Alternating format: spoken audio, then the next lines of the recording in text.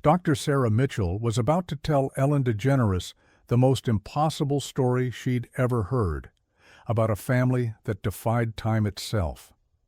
The Ellen DeGeneres Show was radiating its characteristic energy at the Warner Brothers studio in Burbank, with Ellen commanding the stage in her signature white button-down and navy blazer, her infectious smile immediately connecting with the audience of 300 who rose to their feet in enthusiastic applause.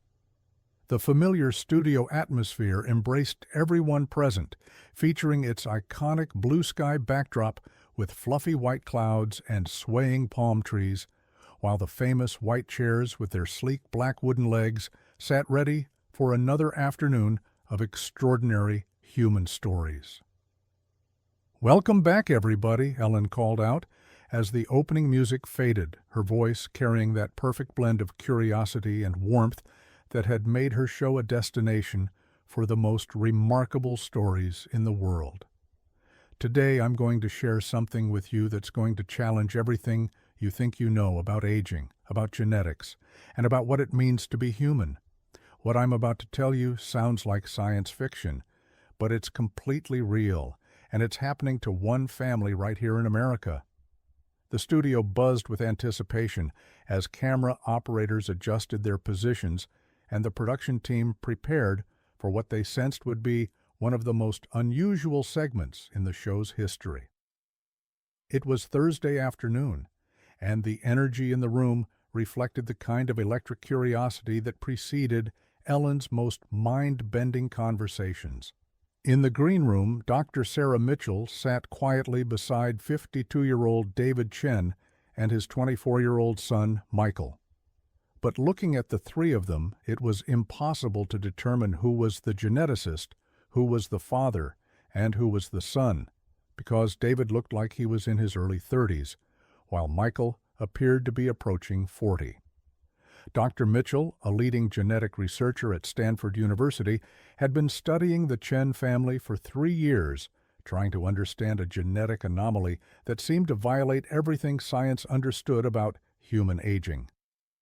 The Chen family carried a mutation so rare that only 12 families worldwide had ever been documented with the condition. Instead of aging normally, their cellular aging process seemed to reverse around age 25, causing them to appear progressively younger as they grew older chronologically. David, at 52, had the physical appearance of someone in their early 30s. His father, Robert, was 78 years old, but looked like he was in his mid-40s. The condition affected the entire paternal line, creating a family where grandfathers looked younger than their sons, and fathers could be mistaken for their children's siblings. Dr. Mitchell had first encountered the Chen family when David had brought Michael to her clinic, concerned about what he thought was premature aging in his son. Michael, then 21, had been looking increasingly older, showing signs of gray hair and facial lines that seemed inappropriate for his age. But as Dr. Mitchell began her examination, she realized she was looking at something unprecedented in medical literature. The condition, which Dr. Mitchell had tentatively named temporal genetic reversal syndrome, wasn't actually making the family younger. It was causing their physical appearance to lag behind their chronological age in ways that created the illusion of reverse aging. Their telomeres, the cellular structures that typically shorten with age, seemed to be maintaining and even lengthening in patterns that defied current scientific understanding. But what made the Chen family story particularly compelling wasn't just the biological mystery. It was the profound psychological and social challenges they faced, living in a world that judged age by appearance. David, a software engineer, had stopped attending work conferences because colleagues assumed he was too young to have the experience his resume claimed. Robert, a retired teacher, faced constant questions about his relationship to David when they appeared together, with people often assuming he was David's younger brother rather than his father. The family had learned to navigate a world of constant explanations and skeptical looks. David carried copies of his birth certificate, college transcripts, and employment records to prove his actual age when necessary. Michael had given up dating because potential partners became confused and uncomfortable when he explained that, despite looking older than his father, he was actually 24 years old. But perhaps the most challenging aspect of their condition was the way it affected family dynamics. Traditional generational roles became blurred when the grandfather looked younger than the son, and family photographs created confusion that required constant explanation. The psychological impact of watching your child appear to age beyond you while you seem to grow younger had created unique emotional challenges that no family counseling textbooks had ever addressed.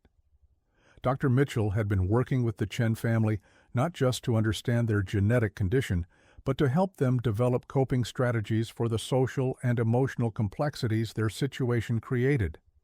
Through her research, she had discovered that the family's genetic anomaly might hold keys to understanding aging processes that could revolutionize medical treatment for age-related diseases. The medical implications of the Chen family's condition were staggering.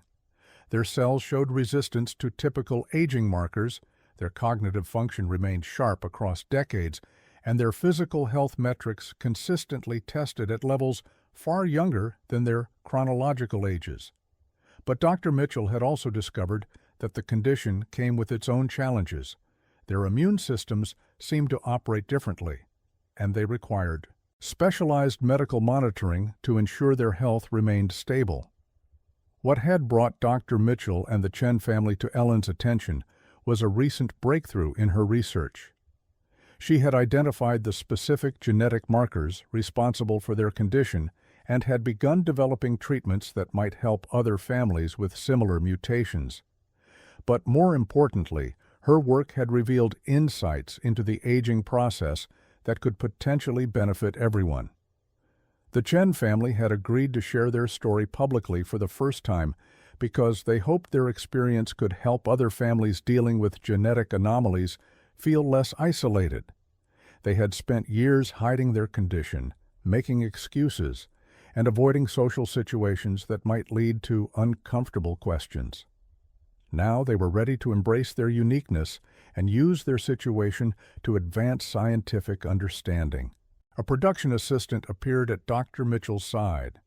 "Dr. Mitchell, you and the Chen family are ready to go out. Are you prepared to explain this incredible situation?" Dr. Mitchell looked at David and Michael, both of whom had expressed nervousness about appearing on national television. "As ready as we can be," she said. "This is certainly the most unusual case I've ever presented to a general audience. Please welcome Dr. Sarah Mitchell and the Chen family," Ellen announced, and the three guests walked onto the stage to curious, welcoming applause. The audience immediately sensed something unusual about this group. Dr. Mitchell, in her 40s, looked appropriately aged for her professional credentials, but David and Michael presented a visual puzzle that had audience members whispering to each other, trying to determine their relationship and relative ages.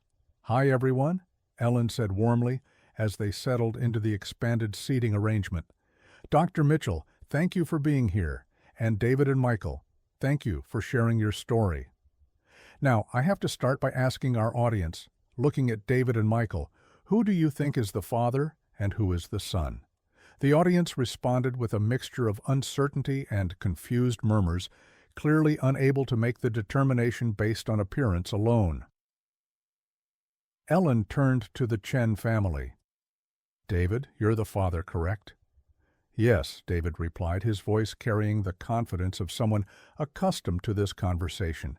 "I'm 52 years old, and Michael is my 24-year-old son." The studio erupted in surprised gasps as the audience processed this revelation. Ellen's own expression showed genuine amazement. "Dr. Mitchell," Ellen said, turning to the geneticist, "explain to us what we're looking at here." Dr. Mitchell leaned forward, clearly in her element when discussing the science. "The Chen family has a genetic condition that affects how their bodies age.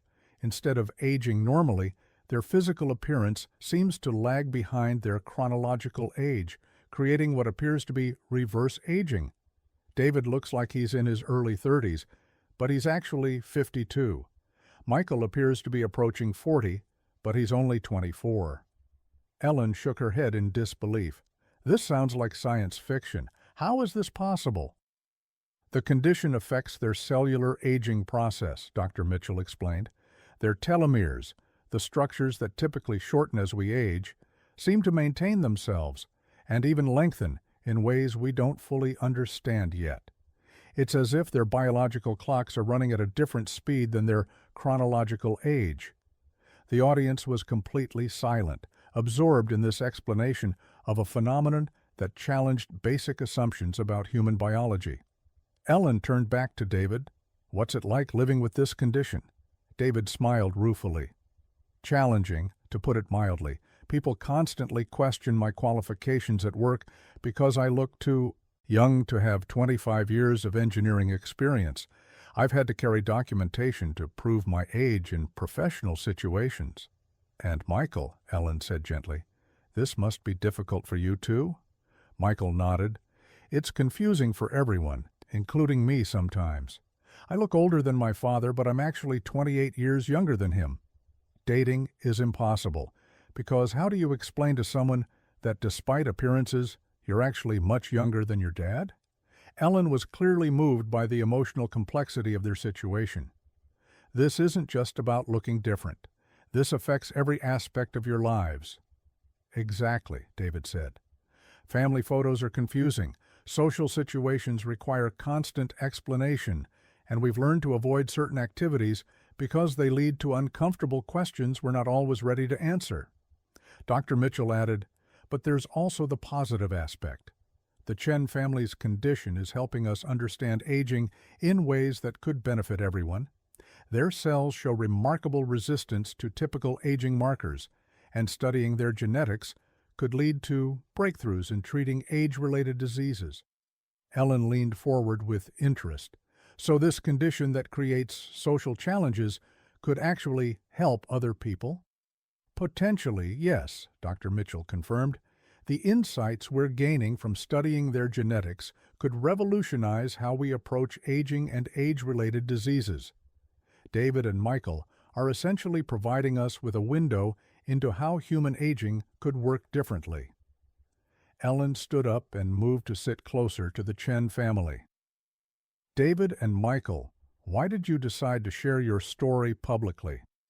David looked at his son, then back at Ellen. "We spent years hiding this condition, making excuses, avoiding situations where we'd have to explain ourselves.